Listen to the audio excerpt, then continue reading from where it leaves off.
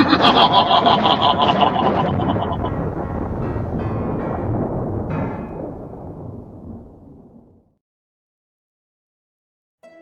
there, scary story fanatics. Welcome back to Cleaving Thought from Bone with your host, Sociopathic. Welcome back and saddle up. There's gold in them thar hills. Or, well, blood and gore at least. So, grab your entrail mix and your pickaxe, just in case it's time to revisit one gem of a story that I like to call The Lost Treasure of Jaredi Klune.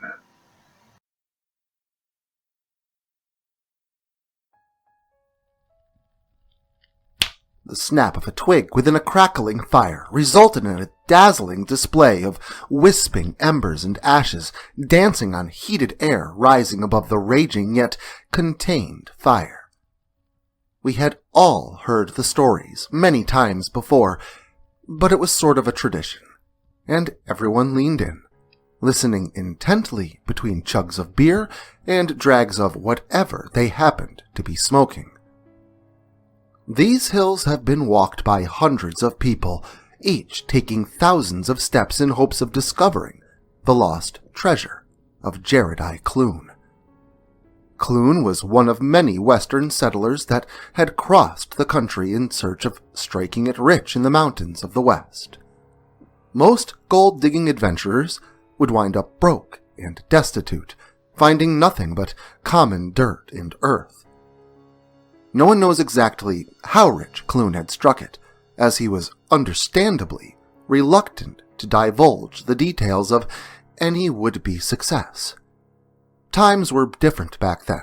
The law wasn't what it is today, and out in the wilderness, one had to be ready to protect one's own, not hesitating to take a man's life, for one would not likely receive hesitation in return. People were as greedy as they were sparse, and the concealing nature of isolation made homicide a very real aspect of everyday living.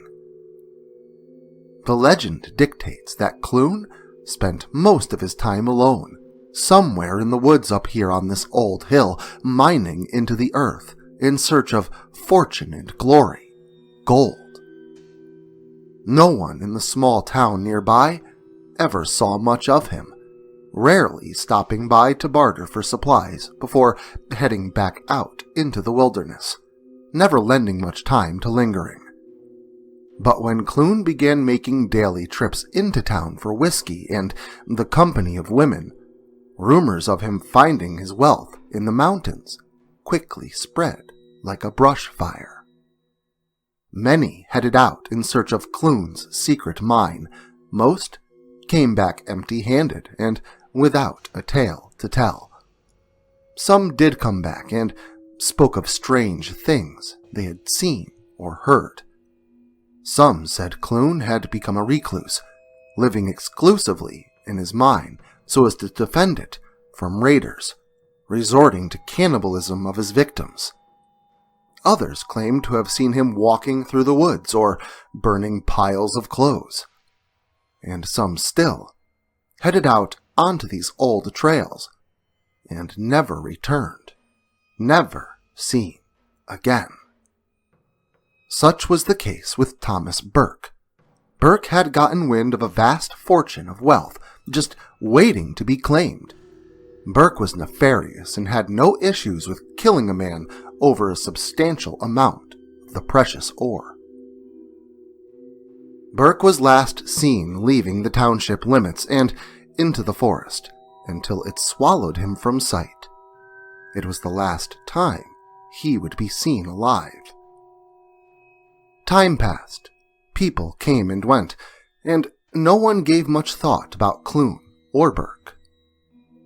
A little more than 50 years later, the town being slightly more developed, but the surroundings remaining relatively untouched forests, a surveyor came upon something so astonishing it has called the names of treasure hunters and thrill-seekers alike since its discovery. A journal, placed inside a hollowed-out tree stump. The land prospector reported sitting down on a nearby log, to take a rest from the morning's hike, and in the moments of respite, the angle of his position allowed for a perfect line of sight into an old stump with a hole on one side, but it was the golden glisten within that sparked his interests. After crawling over to it and retrieving the object from the tinder and humus, he brushed off what he now clutched in his hands to reveal a small leather-bound journal, bound shut with a leather strap and brass buckle, the shimmer that had piqued his initial interests. Upon opening up the first page, he quickly discovered it to be the journal of the vanished would-be thief and raider, Burke. His eyes scanned each and every page, the most significant writing towards the back, contained within the journal's last entry. Burke had written not only about discovering Klune's mine, but also a large cache of smelted gold ingots. He described his intentions, writing about waiting until nightfall, taking Klune by surprise in his sleep, and robbing him blind. Once dispatched, he would claim the mine as his own. As he also jotted how he would return to town and hire a small militia to help him protect what he would now claim, it was clear that he was unsuccessful in his nightly attempt, as he never did return. That was the end of Burke's final entry. A lot more time has passed since then, and the legend of Klune's gold has dissipated into myth and rumor, thrill-seekers and treasure hunters alike forgetting the promises of these old hills. But those who have lived here for generations, passing the stories down to kin, warn people to stay away from these mountains, lest the ghost of Klune dispatch of any trespassers that threaten to find his hidden treasure. So, sip your beers, boys, and enjoy the intoxication they bring, for soon, all of us will descend into the depths of Klune's lost gold mine, right over there. I pointed over into the darkened forest, seemingly pointing at nothing. Eric and James chuckled to themselves, clinking their cans of beer together in a sarcastic toast to my little campfire tale. Little did they know that just out of reach from the fire's light, I had found something more than suspicious. I would let them enjoy their huddled jesting and verbal burns directed at me. What they didn't know was earlier that week, I had been out for a hike, enjoying nature while smoking a joint, and, long behold, through some thick brush and beyond some low-hanging branches, I found the small opening to a cave, a threshold outlined by old, dirty railroad ties that seemed to have been supporting up the dirt since the beginning of time. Before I explored it, I knew I had to invite those two up here, tell them the same story that we had told each other at every campout our entire adolescent lives, and then surprise them with my secret discovery. "Wouldn't it be awesome if we just happened to find that old mine up here?" James asked in wonderment. "Yeah, but there's no way the three of us would have that kind of luck. Even if we did find it, we'd probably end up dead at the hands of Klune's ghost, or some sort of cannibalistic inbred descendants or something," Eric chimed in. The old movie, The Hills Have Eyes, coming to mind. "Well, I have something you two just might find interesting. Follow me, guys," I said, standing up to walk to the nearby tree line, armed with the cheap dollar store flashlight. Eric and James stood to their feet, and that's when I noticed a sinister sneer aimed deviously at one another, yet I didn't quite yet grasp its significance. I got close to the low-hanging boughs and waited for the two of them to cross through the underbrush, aided by the slight trail that had begun to take form due to my footsteps. Once they had gotten close enough to reach out and grasp my shoulder, I lifted the low-hanging pine branch and shined my cheap flashlight to reveal them the entrance, framed in old planks and railroad ties, Dude, really? When did you find this? James exclaimed with enthusiasm. Looks dark as hell in there. What do you guys say? You want to go check it out? Eric asked the two of us. Well, hell yeah, that's what I had in mind. James, go get your headlamp. Eric, go grab that electric lantern thing. The two agreed and did what I asked, excited to go explore this possibly valuable discovery. I honestly expected the two of them to be a little more apprehensive, having grown up with this old ghost tale all our lives, but they assumed the legends to be only myth and hearsay, only hoping that the part about the gold was true. Can't say as I blame them. I didn't expect to actually find anything, but I couldn't stop the exhilaration of exploration from getting to me. A thrilling adventure like this was too good to simply ignore or slough off. The power of illumination now at our disposal, the three of us pushed forward and into the mouth of darkness that gaped before us. Earth. Nothing more than the overwhelming smell of sodden earth. Old earth. It hung so thick with must, the undisturbed air nearly choked me. I noticed the lights of my companions waver, signaling they were wrestling with the same issue. The darkness was so resolute that it seemed to simply consume our attempts at lighting the space any further than a few feet before us. James and Eric began chuckling to themselves, snickering with inebriation, and their laughter echoing off the walls that encompassed us in a space that can only be described as claustrophobic. About 100 paces in, we came upon the first split in the tunnel.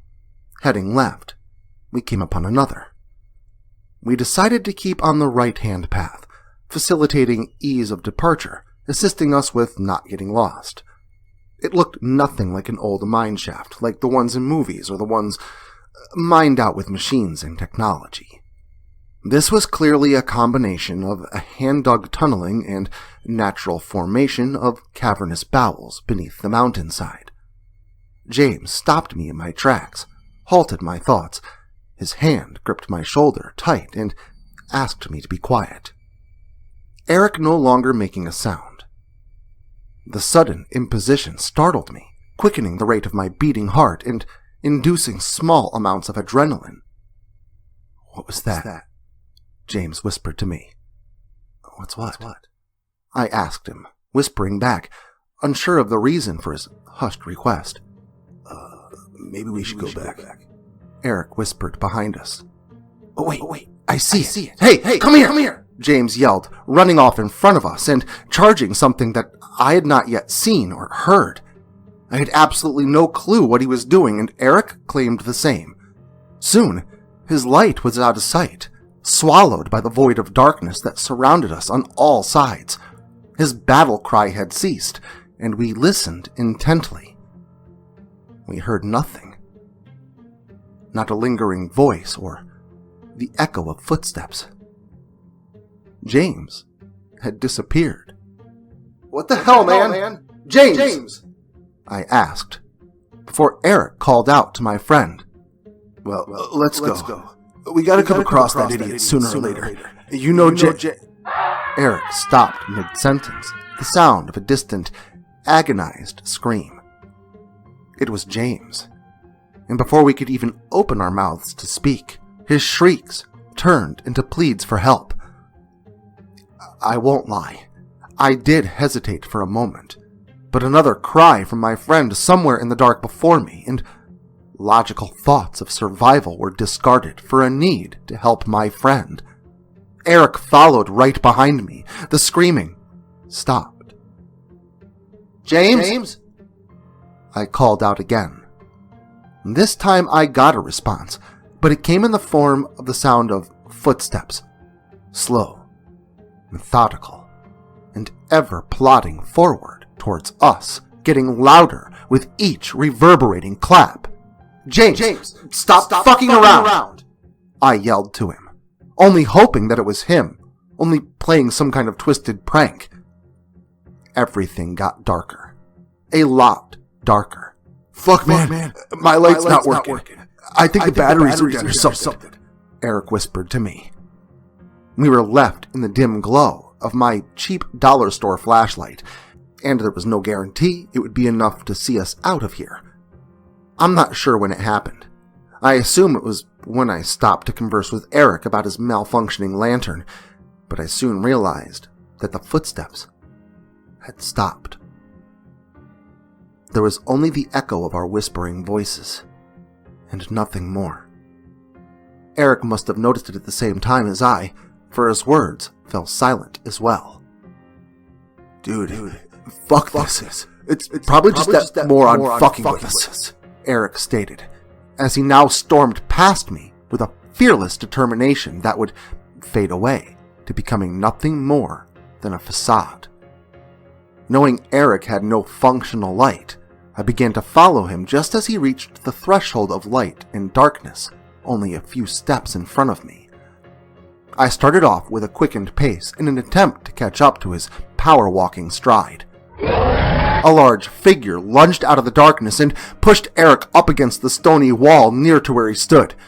The man was tall and dirty. A floppy-brimmed hat covered his long, dark, messy hair, and his torso draped in a dirty blue flannel shirt. I couldn't see his face, as his back was turned to me, but I could hear Eric screaming for help, see his face over the man's shoulder, contorted with palpable fear. His widened, glassy eyes caught mine and told me to run. I stood there for a few more screams, wanting to help him, but I fucking chickened out, and I ran. I ran back the way we had come, my heart thumping so hard I could feel its beat in my throat. I felt like I was going to throw up, but I knew I had to run. I had to hide. That fucking cheap-ass flashlight, I don't know how I did it, but in my panic, I must have veered right somewhere when I knew I shouldn't have. I couldn't go back. What if the thing was right behind me? I decided to stop, knowing that if I went any further, I'd run the danger of getting lost. I took a deep breath, tried to restore ration and logic to my thoughts, and when the adrenaline haze began to lift a bit, I felt I had a pretty good idea as to where I screwed up. The very first turn, when we first entered, where we first headed left before making continuous rights. I shone my tiny beam on the light around the space. Particles of dust, stone walls, dirt floor. A room. This was not a simple side tunnel or irrelevant natural open space. Adjacent the wall directly in front of me was a doorway, complete with a cobbled lumber door jamb and an old wooden paneled door. It was wide open, and my weak light illuminated enough of its interior to reveal it to contain a bed of all things, and something on the floor next to it. It looked like an old stuffed animal of sorts. When I gained the courage and entered the room quietly as I could, my pounding heart beginning to quicken again, I discovered it to be a stuffed bear. Its images first obscured because the old bear, laying on its side in an almost fetal position, was behind large wrought iron bars. The bars extended out from near the corner of the wall to the left and turned sharply forward into the wall right in front of me, forming a small 6x6 foot cage. On the floor was that old bear, some dirty ruffled blankets in a heap in the corner, small, broken white sticks, and something that looked like a small pool of glistening oil. Before inspecting the contents of the cage any further, I scanned the room and listened intently, knowing that this was likely the one place I did not want to be.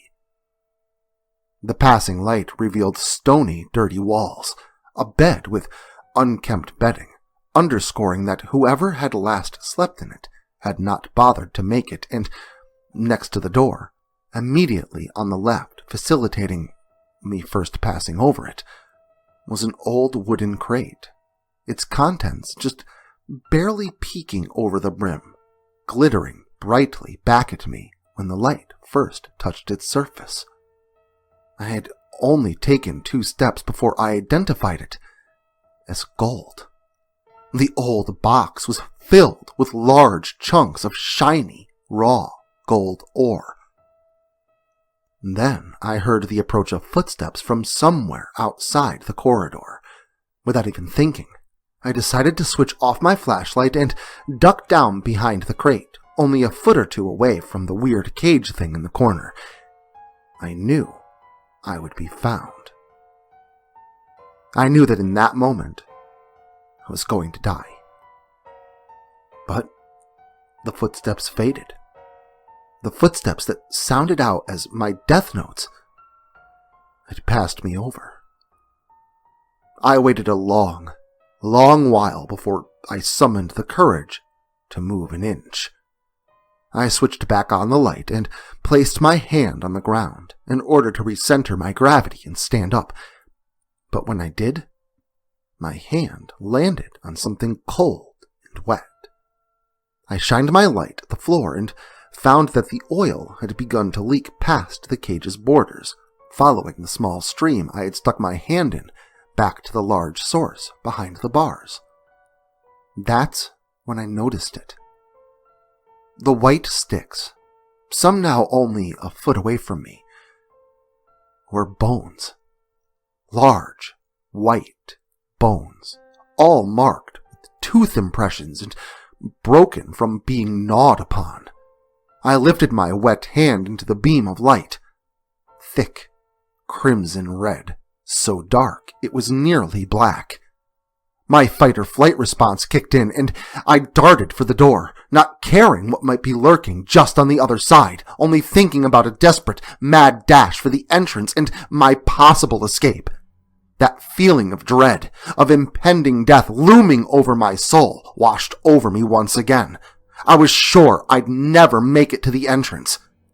To my astonishment, not only did I make it back, but upon crashing through the threshold and back into the embrace of the open forest, I was greeted by the faces of 2 people I never anticipated seeing again. James and Eric were both standing there, just beyond the low-hanging branches that had concealed this entrance for so long. At first I was relieved, but that emotion was quickly removed with the induction of rage and frustration. Eric and James both laughed as they told the story of how they wanted to scare me, how James had worn the old shirt under his other the whole time, the wig he had stashed that he had retrieved along with his flashlight when I asked him to go grab it. He had been screaming while changing into his prank outfit, explaining how he found the hat right before doing so. Eric had been in on the whole thing, feigning his batteries dying and his lantern going dead. The whole thing was just a big fucking joke to them, and still is. But me? I will never go back. My anger towards my friends has receded, and I was planning on scaring them first after all. But none of what they told me explains what I saw. That blood was fresh. The legend of Klune's treasure is real, every last word of it, and that mine should remain lost. Pray you never find it. Good old Jaredi. He just can't let a good thing go. Not too many would call cannibalism a good thing, except me, of course.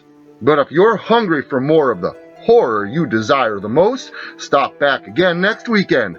And until then, remember to like, share, subscribe, and turn on notifications so I can lasso all of you again next Saturday.